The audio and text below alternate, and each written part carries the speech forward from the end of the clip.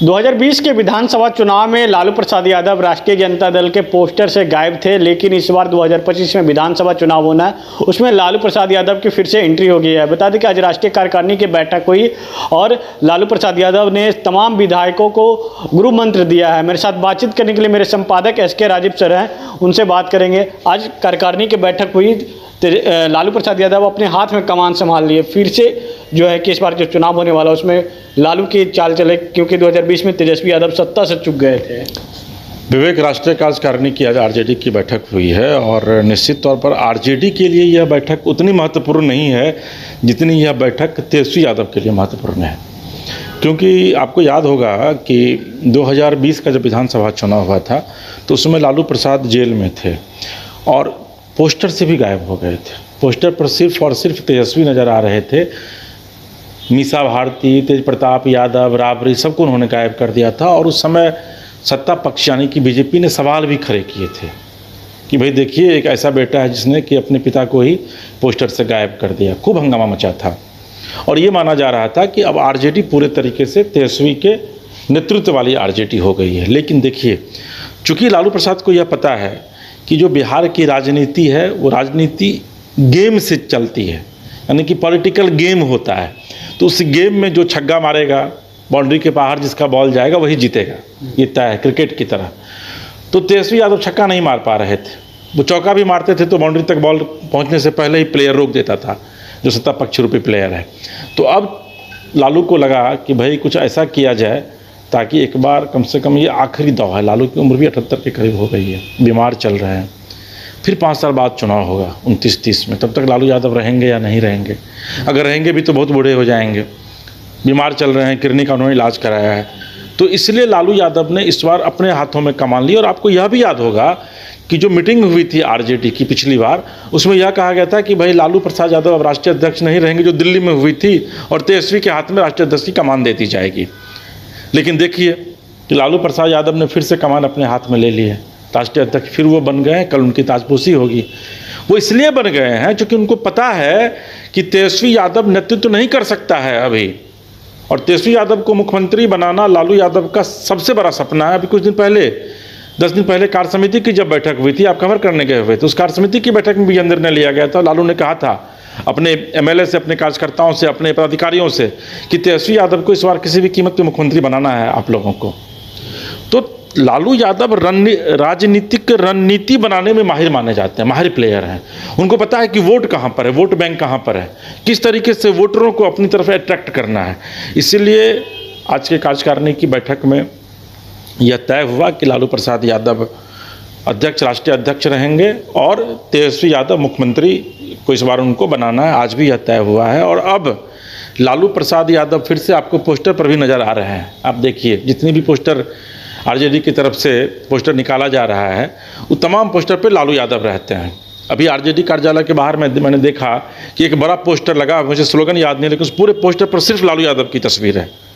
यानी कि एक बार फिर से बिहार के उन मतदाताओं को जो आरजेडी के मतदाता हैं, एकदम कट्टर आरजेडी समर्थक हैं, उनको यह मैसेज देने की कोशिश की जा रही है कि अब फिर से लालू यादव जागृत हो गए हैं और इस बार जागृत हुए हैं तेजस्वी यादव के हाथ में कमान देने के लिए। तो इसलिए आज के राष्ट्रीय कार्यकारिणी की बैठक इस मामले में महत्वपूर्ण थी। लालू प्रसाद यादव की ताजपोशी कल होगी, वो भी महत्वपूर्ण है, और आगामी जो विधानसभा चुनाव है वो भी आरजेडी के लिए जीवन मरण का प्रश्न बन गया है, क्योंकि किसी भी कीमत पर लालू प्रसाद यादव इस बार तेजस्वी यादव को मुख्यमंत्री बनाना चाहते हैं। ये बात अलग है कि चूँकि ये लोकतंत्र है, यहाँ पर जनमत जिसके साथ है सत्ता उसी को मिलती है, लेकिन लालू यादव इस बार कोई भी कोर कसर बाकी नहीं छोड़ने वाले हैं। अच्छा, 15 सालों के बाद 2015 में आरजेडी सरकार में आती है, उसके बाद कह सकते हैं कि नीतीश कुमार की गलती की वजह से सत्ता में तेजस्वी यादव डिप्टी CM बन जाते हैं। लेकिन इस बार जो है उसमें लालू यादव भी थे। नीतीश को जब प्रधानमंत्री का रेस में उनको, नीतीश कुमार को नहीं बनाया गया था मोदी के जगह पे, तो उसके बाद गठबंधन तोड़कर इधर आ गए थे सरकार। फिर सरकार बनी, 2017 तक सरकार चली। लेकिन अब इस बार भी लालू यादव अपने हाथ में कमान संभाल रहे हैं। क्या 2015 वाले ही समीकरण दोहरा रहे हैं, लेकिन इस बार गठबंधन में एक और नेता जुड़ गए हैं? नहीं, देखिए 2015 में जो गठबंधन था वो नीतीश कुमार के साथ था, और वहाँ पर लालू यादव बड़े भाई की भूमिका में थे। और आप देखे होंगे कि एनडीए में जब नीतीश कुमार जितने भी दिन रहे हैं तो बीजेपी बड़े भाई की भूमिका में नहीं रही है, नीतीश कुमार बड़े भाई की भूमिका में रहे हैं। और इस बार भी जो एनडीए में सीट की बात चल रही है उसमें बीजेपी से आप देखिएगा कि 1-2 सीट ज़्यादा जेडीयू लड़ेगी, जबकि उसके विधायक कम हैं अभी। तो 15 की राजनीति कुछ और थी, उस समय की जो राजनीतिक फिजा थी वो कुछ और थी। इस बार की जो राजनीतिक फिजा है वो कुछ और है।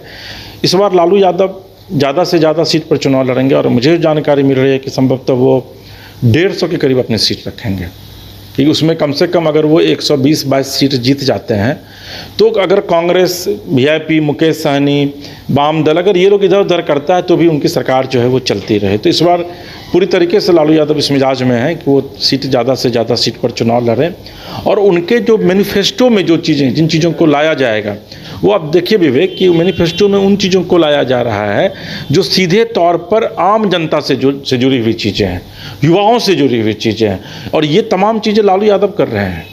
लालू यादव बीमार हैं लेकिन घर में वो बैठे रहते हैं, लेकिन वो तमाम राजनीति को बाकी काफ़ी करीब से न सिर्फ देख रहे हैं, समझ रहे हैं, बल्कि मूल्यांकन भी कर रहे हैं।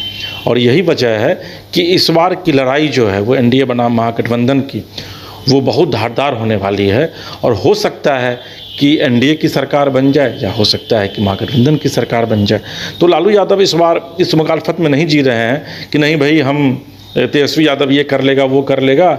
और यही वजह है कि देखिए आप कि तेज प्रताप यादव जो उनके बड़े बेटे हैं उनकी थोड़ी सी गलती पर उन्होंने पार्टी से उनको बाहर कर दिया, निष्कासित कर दिया। इस बार वो टिकट भी नहीं देने जा रहे हैं उनको, आज की बैठक में उनको नहीं बुलाया गया उसमें।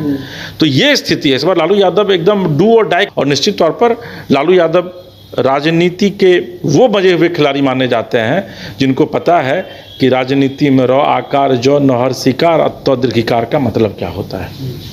चलिए, थे हमारे साथ बिहार संपादक एस के राजीव सर। साफ तौर पे कह रहे थे कि लालू यादव इस बार कोई कोर कसूर नहीं छोड़ना चाहते हैं।